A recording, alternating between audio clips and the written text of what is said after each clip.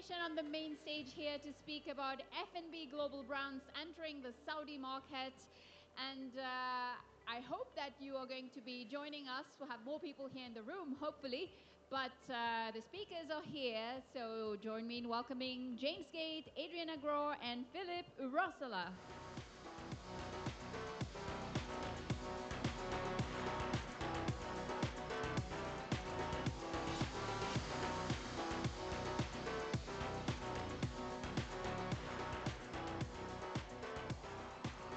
Please take a seat. You have your microphone so that we can hear you properly. Just grab one of them. And probably I will say a quick word about each one of you. And I know, James, I would like you to just probably set the plot and open up with some context here. So we have Adriana Grohr. So you work in design and interior architecture. If I say something that is wrong, correct me, right? Philip, you are the operations manager, and you're going to share some insights on some of the operational challenges, but I would like to hear from you. And James, you're an expert in large-scale project management in the region. So maybe just briefly, so that sets a little bit the plot, but say a little bit about what you're doing before we start with you, James. So yes, I'm Philip. We've started a new company called Manasa Hospitality. Manasa Hospitality Company, I'm the Chief Operating Officer for them. And we've just recently opened our first restaurant here in Riyadh, just a month and a half ago. It has been a journey, but I think just going with the context of the conversation we're going to have, I think I'll be able to give you a good feedback to a lot of people who are interested in coming to Saudi. But this is the market to be, and we've just opened. We've gone through that experience, and I'm looking forward to sharing that experience soon. Fantastic. Adriana? Hi, everyone. I'm Adriana Grohr. I'm the design director of DWP Dubai studio. And we will obviously go into the details in a second. But we do all sorts of design and architecture across the region. So we'll be able to give a bit of our feedback on the processes in here. Fantastic, James. So I'll let you introduce yourself. And just to introduce the topic also, I know you have a brief presentation for us. So I will leave you a few minutes to do that. And then we get back to the conversation. Sounds good. My name's James Gates. I'm the Senior Project Manager for PMK Consult. So maybe a bit of a brief of what PMK Consult are. So we are a consultancy that looks at project management, commercial management, and design management.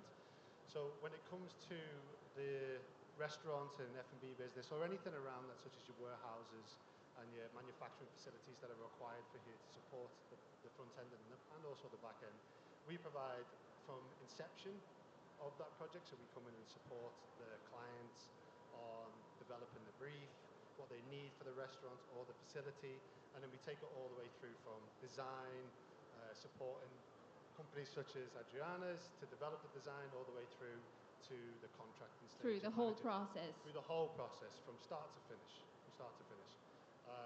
And that's not just from a project management perspective, it's also looking at the commercial aspects of that as well.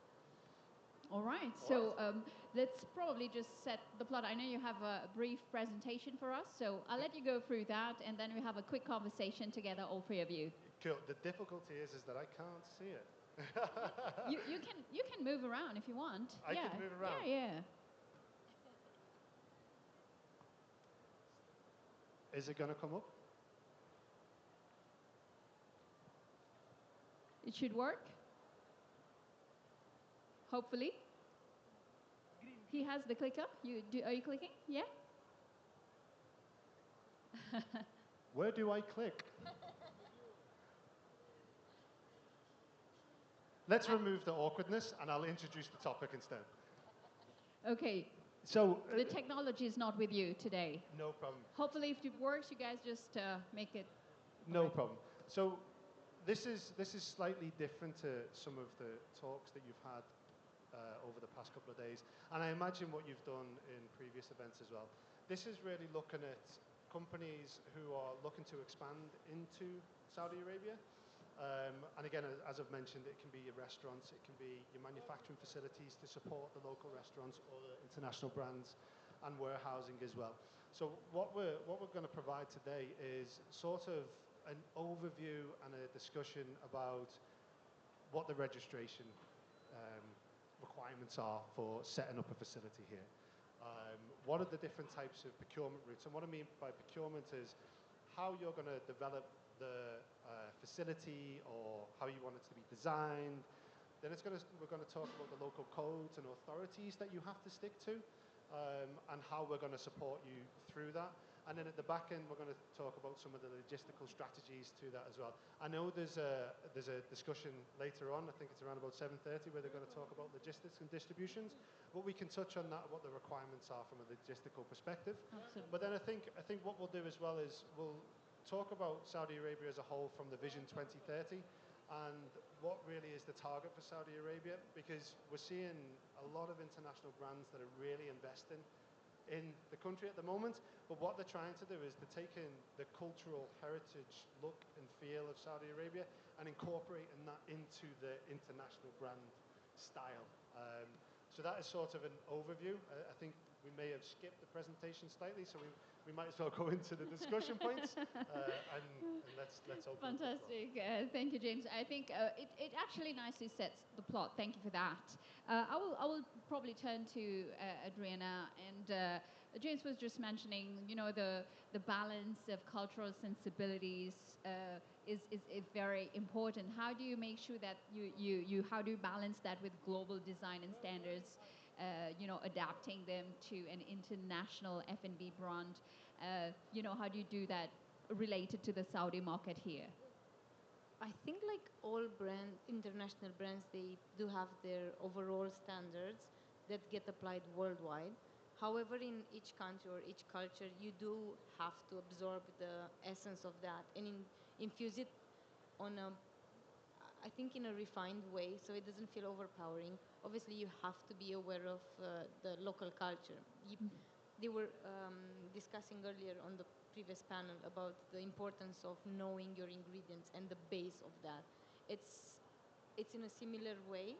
So without knowing the essence of the culture, you cannot really respect it in the right way. Absolutely. So even introducing international brands, you do need to know them very well.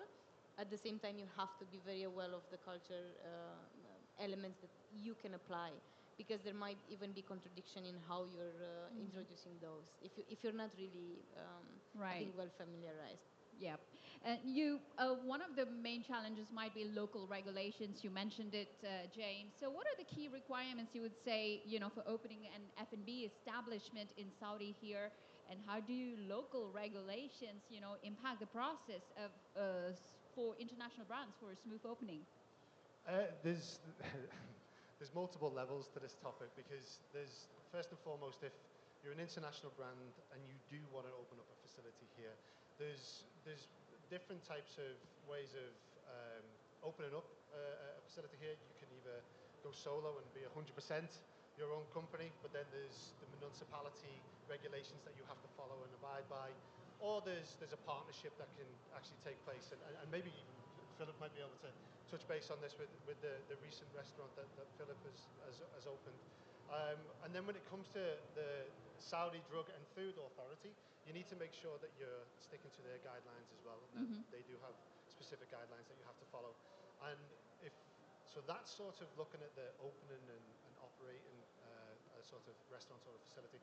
Then the next stage is really, maybe we'll go into the next conversation, yes, the authority approvals and everything around that you have to do through the design process, through the landlord, and different types of guidelines that you have to follow. Maybe I'll go into that in a little bit more. Well, I would like to hear from Philip, though.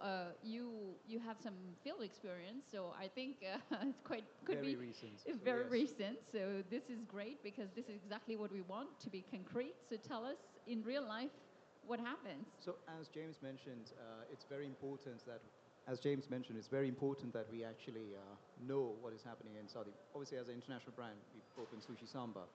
We are in GCC in Dubai, in Bahrain, and Doha. This experience has been very different for our brand owners, mainly because of the culture and the sort of regulations behind it as well. So the Saudi Drug and Food Authority, they have very strict regulations, and we quickly realized that we need to know, and we need to be able to go through that quickly and make sure it's all perfect.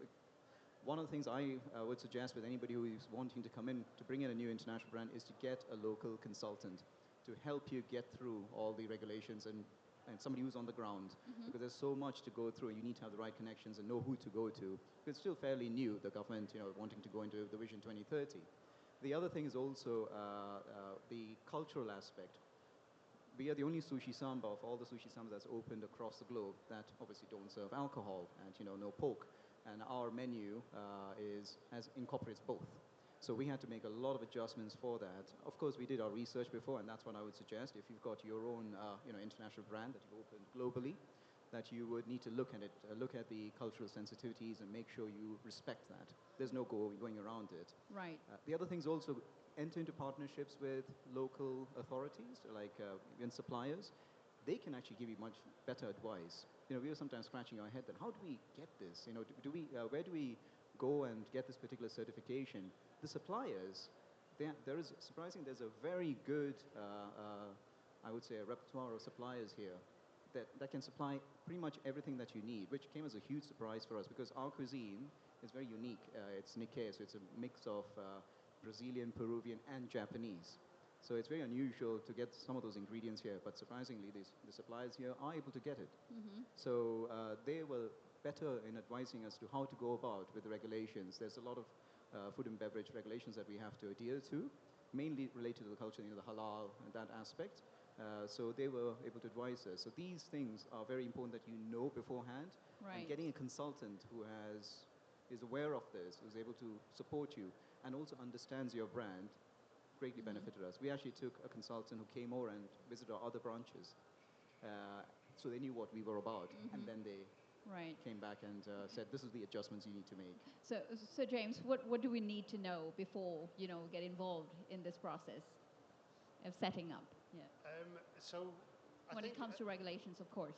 Yeah. Okay. I think some of the first things to understand is that there's a level of authority and sort of landlord approvals that you have to go through. So, and what I mean by this is design and opening facility, but also going into construction phase of that as well. So when we talk about authority approvals, there are different types of authority approvals, from the municipality approvals, from the civil defense, which looks at the fire life safety aspects of the facility. But then how it works here is that each landlord will have their own set of guidelines. And inside those guidelines, they will outline exactly what you need to do to then get your design approved essentially for that facility. So take, for instance... It can be very different from case to case. This is what you're saying? It can be very different from case to case. Okay, that's very exciting. It can be very different from case to case. And what I wanted to say is to any brands out there is when you're going to sign a lease agreement, one of the first questions that you must ask as well is, do you have a set of guidelines that we must follow from an authority and an approval perspective when we are actually developing our design? Yeah, that's the smart way to do it here. Exactly. And one of the, as we've touched on already, the Saudi Drug and Food Authority is something quite prevalent that we need to focus on. But then it also ties into the civil defense. There are multiple layers and tiers that you have to follow to ensure that your design, and then falling into the construction phase of the build of the facility, has to follow and make sure that it abides by those laws and rules. And there are also specific consultants that you have to appoint to review and approve that design as well at the same time. Okay, that's good to know, right? Adriana, you have some experience. I can sense that, really, just looking at your face. Tell me. I think a lot of people think that design is just universal and it gets done in the same way wherever you'll be in the world. It's not the case, and it's not just for Saudi, to be honest. We're coming from UAE, and it's a similar approach. You do have to be very aware of the authorities, and you need to you actually need to know the regulations very well from the beginning, because designing it internationally, sometimes like sushi samba, you'll have it designed internationally, and it has to be applied locally. You have to adapt that design to the local standards, and you need to make sure that it goes through the approval correctly. So without having the knowledge, it's quite difficult to get it approved. But you're becoming knowledgeable, right? So this is a good sign, though. I mean, to be honest, it also takes years to have that knowledge, as in anything. But you also have to be in here to be able to adapt, because it does change constantly, they are also enhancing and updating the standards quite frequent. So you need to be on top of them. Right. So, That's such a good point, because the standards and requirements and regulations do change at the flip so you of a need hat. to keep up to date. So you need a local consultant who has that knowledge, Okay. who understands that process, and who can help the brands and the restaurants through that process and support them. Maybe I'm throwing this question like this. Do you have like any best practices list on a more operational point of view, Philip, that you would like to share about? On global operations, you said? Yeah. Okay. We came with a set of best practice, we thought, you know, but we quickly realized that this is a very unique market. Unique, I don't mean it in a negative way, actually a positive way, because there's so much opportunity over here. Everywhere we've opened, we are attractive to not just the locals, but also the tourists, let's say the foreigners. This is one market that is predominantly locals. So you have to get it right. If you get it wrong, you don't have another busload or a plane load of tourists coming in. So we had, some brand specific which were set and which was quite good and robust, we thought. Coming over here, we realized that one of the things that we needed to change was to very much, and I keep saying this, the cultural side of things. We have to, know what the current trend is. And Saudis are quite unique. You think they're very traditional because of where they are and, a center of Islam, etc. But at the same time, they are very in the know. In social media, the trends, technology, they're very much in the know. So that caught us off a little bit. Very quickly, we realized that actually, these guys know what they are doing. These guys know what they want, and they want to experience the genuine, cuisine.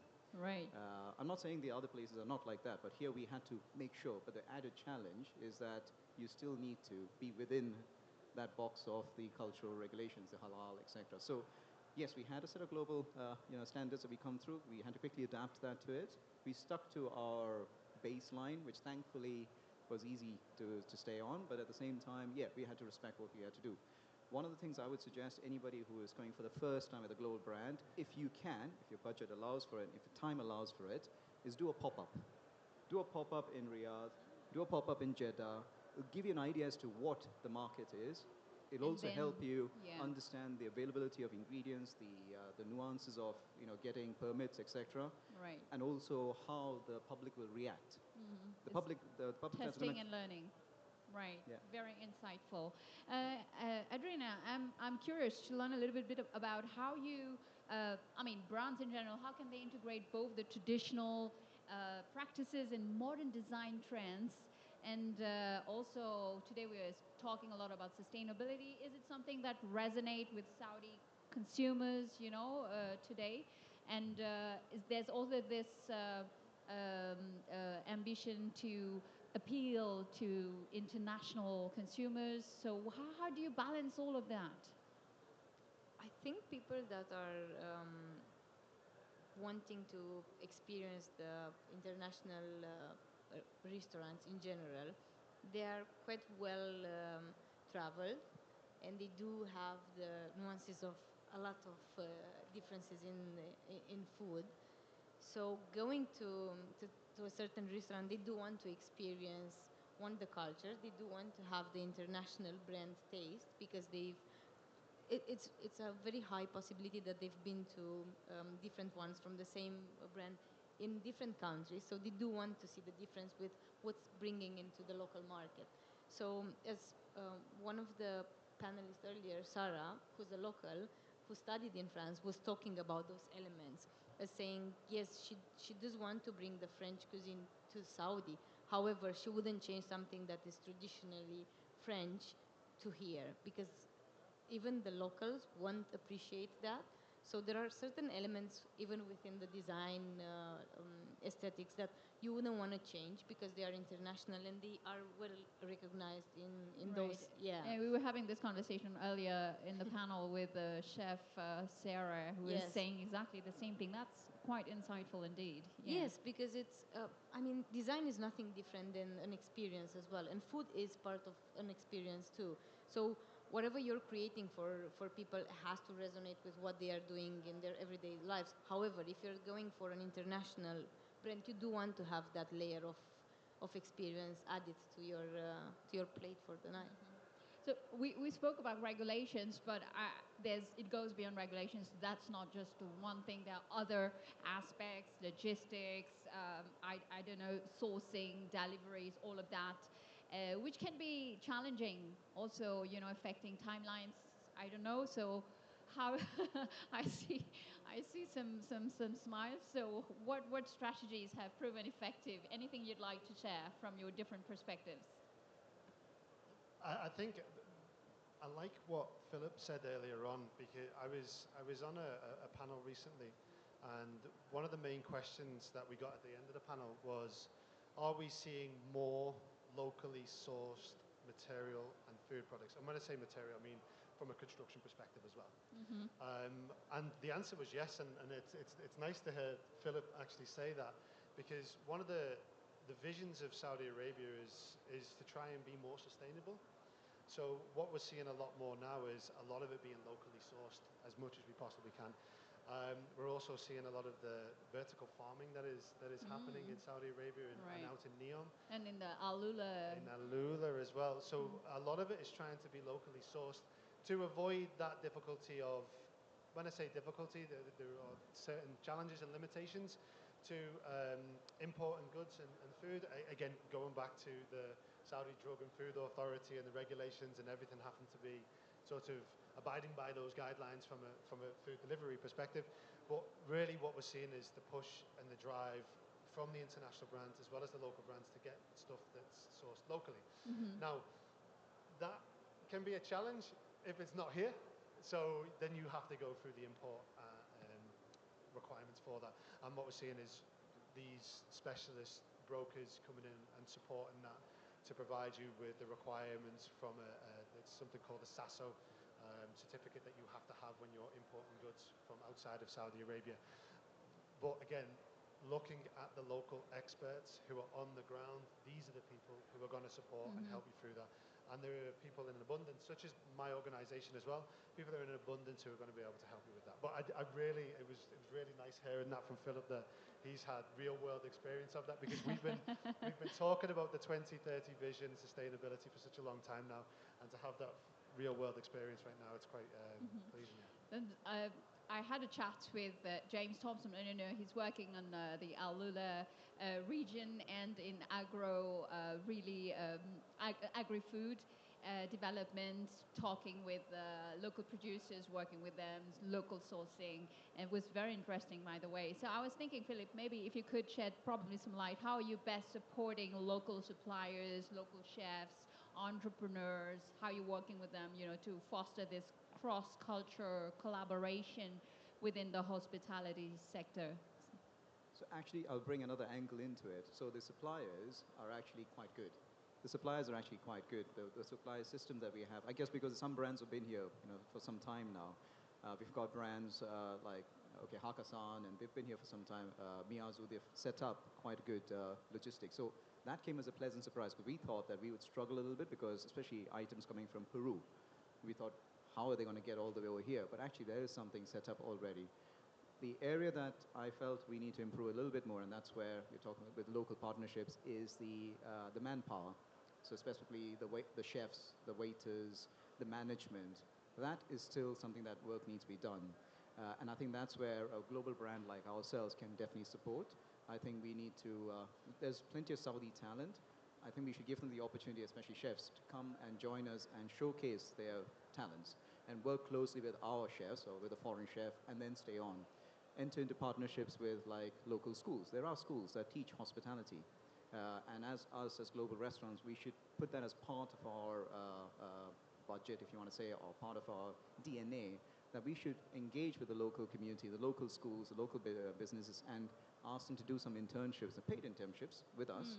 So that will help create that talent pool. And it's, for the long term, if you're planning to open other branches, that will only benefit you, because then you can use that talent pool to move on and open the other branches. What better than having a local person to do it? Absolutely. Especially with the government talking about Saudiization, that's a big push, and I agree with it. I think that's a great thing to do. And I think as a brand, we should use that. So that was one of the things that you mentioned, initially. One of the objectives that we didn't have, that we added on to that list, saying that we need to get the local talent to come through and be part of it and help us move forward to the next project if we are planning to open another restaurant, which we are. The other areas where you mentioned about local businesses, we also realized there's very few of us, international companies, hospitality-wise, that are there. We need to work closely with each other because we've all had different experiences opening the places out, and some of us have got great experience, some of us not great experience, and we should pool those resources. And there isn't that organization there yet. There isn't a restaurant association or anything of that, at least not I'm aware of. So that's something that we could come together, because in UK we have the UK Hotel and Restaurant Association, and they support each other a lot. And again, when I mean support, is just like this talk we're talking about, all the rules, regulations to support from that point of view, and also the challenges that you might have once you've operated. Now, once you open, that's not it. Right. There are other challenges that come up. How do you maintain it? How do you continue? How do you, continue to upscale? Yeah. So these are the areas that I think we should work together with. And I think the Saudi government has been very supportive in their own way, and they're very open. What we realized is through our local partners, when we've mentioned certain things, they're very quick to act on it. And James, I think, touched on it, that, we need to be on top of the regulations, especially if you're importing food and things like that. They quickly change. When I came first, it was quite difficult to import stuff from South America. Now it's much more easier because they've realized there are a lot of restaurants that are carrying that ingredients. It's the suppliers that have their pull. They speak to the local ministries, and they're changing the rules. Before, you had to go through 4 or 5 layers of paperwork to come through.